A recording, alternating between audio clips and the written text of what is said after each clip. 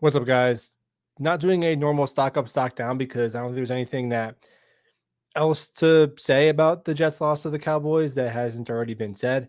But I did pull three comments from that stream that I've seen kind of quite frequently. So three talking points here. Number one is, at what point is this on the players? Coaches don't fumble or jump off sides. Players have to take accountability. Yeah, there's definitely always a little chicken or the egg thing, for sure. I mean, if you're a very highly paid professional player and you're not showing effort, like people will say they quit on the coach, which I get can be a thing. But you gotta not quit on yourself. You gotta not quit on the contract you signed. You gotta not quit on your teammates. So a lack of effort or complete just undisciplined nature is partly on individual players. Like you know the rules. You gotta be buttoned up as a veteran. You have to give effort, right? For sure. Now, to me though, I always will lean towards like heavy weighs the crown in leadership. And I think the reason why a lot of people want to go with it's on the players is because, to be honest, it's easier for us to say, hey, we just got to like get rid of these 8 or 9 guys, get 8 or 9 guys in next year, and they'll be good to go. When the reality is, we have massive, massive questions about the new leadership of this team. And that's just bluntly right now, that's what it is. It doesn't mean you fire anyone. It doesn't mean you don't give them a chance. It doesn't mean it doesn't mean anything more than, as of right now, whatever it is, 5 weeks in, we have it is reasonable to have significant questions about the leadership of this team. And that's just how it is. And that's a tougher pill to swallow than saying we need 7 or 8 new guys and we got to get rid of Tony Adams and put someone else in there and we're going to be good to go. I mean, so I'm always going to lean more towards the leadership. Like Joe Douglas wasn't the problem. Saleh wasn't like, dude, obviously Woody Johnson, he's the biggest problem. Then it goes on down from there. So when a team is doing really, really poorly and they're not playing disciplined football and, they're demonstrating like their kick returners don't even know the rules of the game, it's like, to me, that is reflective of the leader of the team. Everything that happens beneath you, for better or worse, is your responsibility. You'll get too much credit when it's good. You'll get too much blame when it's bad. That's just kind of how it goes. So, yeah, it goes on the players, but you're culpable for your unit. And let's talk about these guys, because I also see a lot of people say like, well, these are all Saleh's guys. It's Saleh's energy and all that. And it's like, dude, how long has Robert Saleh been unemployed by the Jets? What are we going on here? 380 days. 380 days, and it's still Robert Saleh's fault. All right, but look at these players. Okay, and the Jets there's massive talent deficiencies, dude. Like, dude, they're playing some edge players who are not NFL players. Let's call it what it is. You're down to your fourth linebacker, and nobody has a good fourth linebacker. So there's some spots where it's like they're kind of strapped, right? In year one of a rebuild, taking over, a bunch of dead money, a bunch of wasted picks traded away for veterans. You go all in, it doesn't work out. All that baked into it. Let's still look here. Like, who was out there against the Cowboys? All right. Quinnen, he's not your guy, but he's good. Phillips, your guy. Not even saying who's good, who's bad, just who's their guy. Phillips, their guy. Briggs, their guy. McDonald, not their guy, but he's pretty good. Clemens, they decided for him to be their guy because he was on a team option. They could have cut him and saved almost the full $4 million in cap space, right? So he's their guy. Tyler Barron is their guy. Braden McGregor, they didn't sign him as a UDFA, but they did have him make the team. Like, it's not as though it was an inherited contract where they had to keep him, but okay, I guess he's not their guy. We'll just stick to the rules of their guy. Kiko Mawago is their guy. Jamie Sherwood was a pending free agent. So Kiko, that's whatever. You can't kill him. He's a 5th-round rookie who was like a 4th-stringer. But Jamie Sherwood, they decided to make the 5th highest paid linebacker in football. He was going to be a complete free agent. Wasn't even an extension, right? Sauce Gardner, he's their guy now because they decided to give him a market-setting contract. Andre Cisco is their guy, $8 million. Brandon Stevens is their guy. Isaiah Oliver was a free agent who they re-signed because he started under Steve Wilkes. Their guy. Malachi Moore, their guy. Tony Adams, same as Clemens. They picked him up. They threw that little, whatever it was, that RFA tender on him. They could have just let him completely walk and not allocated that 3 point whatever $million. So there was a good amount of turnover on defense, and the spots that weren't, they chose to keep Clemens. They chose to keep Adams. And furthermore, Coach Glenn did kind of lean into a little bit that these guys were not properly coached, and that Will McDonald is going to be better because he's going to be pushed like he hasn't before, right? So, especially defensively, there's just no excuse where they should be bottom 3 in EPA and DVOA and points allowed. I mean, the 2019 defense for the Jets, coached by Greg Williams, they had Jordan Jenkins leading them in sacks, Neville Hewitt leading them in interceptions, James Burgess leading them in tackles. That was the year where CJ Mosley missed the entire year. And it was like Jamal Adams, Marcus May, good, rookie Quinnen Williams, Jordan Jenkins, and then straight practice squad players. And they finished 16th in the NFL in points allowed. They were 19th in DVOA.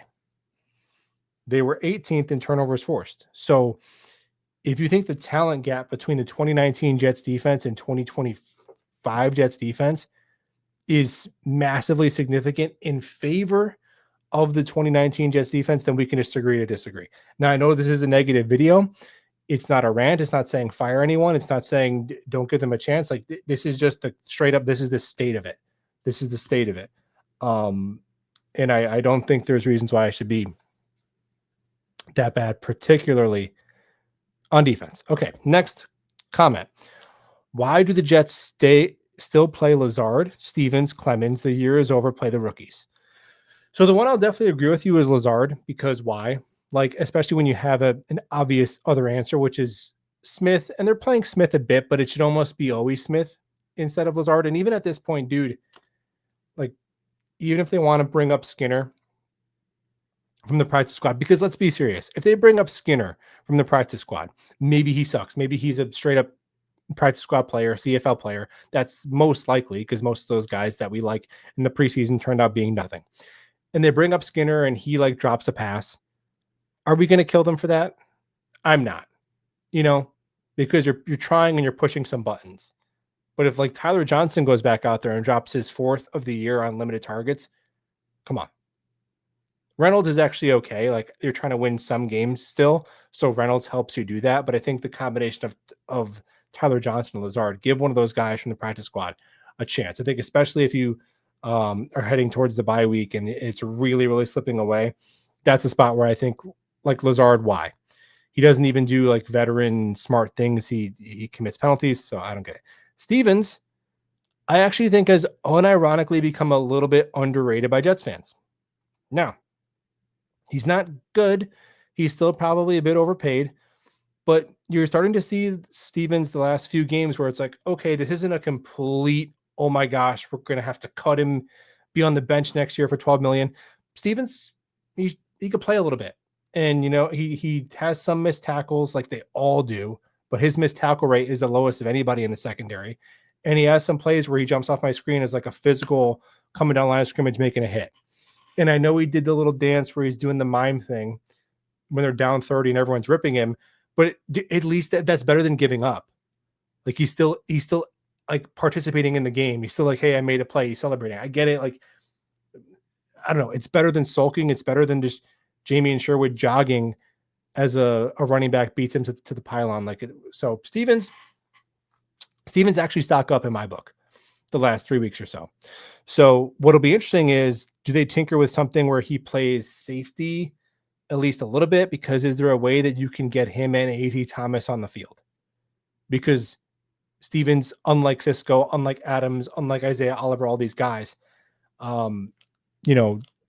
he's going to be on the team next year because of his money.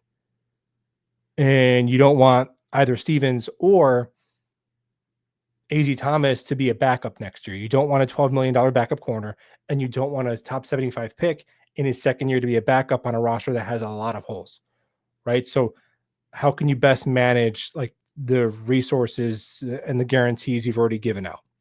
Maybe it's Stevens at safety. Maybe, I don't know. Right. And then maybe next year you're looking at Stevens and Malachi Moore at safety with AZ Thomas and Sauce at boundary corner and that kid you got from Tennessee, Brownlee in the slot. I don't know, dude. Is that a good secondary? I honestly don't know, but I'm just looking at the pieces they have and how to best like allocate the resources they've made. So you don't have like a somewhat big chunk of resources on the bench. Right. Who else did you say? Clemens. Yeah. I mean, the one thing I will say is maybe give Eric Watts a shot. I know he's probably bad, but dude, Barron and McGregor and Clemens, like the trifecta. Can we at least get Eric Watts a shot over some of the trifecta or Leonard Taylor? I know he's interior defensive line, but like we got to see Jay Tefeli instead of Leonard Taylor. So yeah, some of those spots I definitely agree with you, but let's also keep in mind they're still trying to win games. But I think you can split the difference a little bit. Like Lazard's got to go, and maybe you tinker with finding a way to get AZ Thomas on the field. Because the one time he did get on the field, he made a nice play right away against the Bucs. Ironically, I still think the Jets draft class is going to be fine. I think it's going to age to be fine for a first draft class. Day 3, they got a little weird. They got to grow there, but I think it's going to end up being fine. It's honestly not my concern. All right, finally, what are the steps to get us to be a playoff team? Do we even have the cap space and draft picks to do it for next year? So to be honest, like this team looks like they're a year away from being a year away. Right? It seems like they are too, like if you're going to do a mock off season to get the Jets to be a playoff team, it seems like you would need 2 off seasons. Right? Now, I think probably somewhere in there is them drafting a quarterback. And I know, guys, I get it. I truly do. All right. Justin Fields fan club, salute. He seems like a great dude. He's obviously got some talent. The teams he's had have not done him a lot of favors, but sure. You know more about Justin Fields than me. That's fine. But come on, we didn't even ruin him. If the Jets can't resurrect Justin Fields, is that on us too? After 2 teams gave up on him and anyone could have traded for him for a 6th-round pick and the Steelers benched him and didn't re-sign him. And anyone could have had him. Anyone could have had him for relatively low money. That's on the Jets now too. Like Sam Darnold, I get, but come on. All right. So it is what it is. They're probably going to draft a quarterback high next year. If I had to bet, are we confident that they won't ruin him?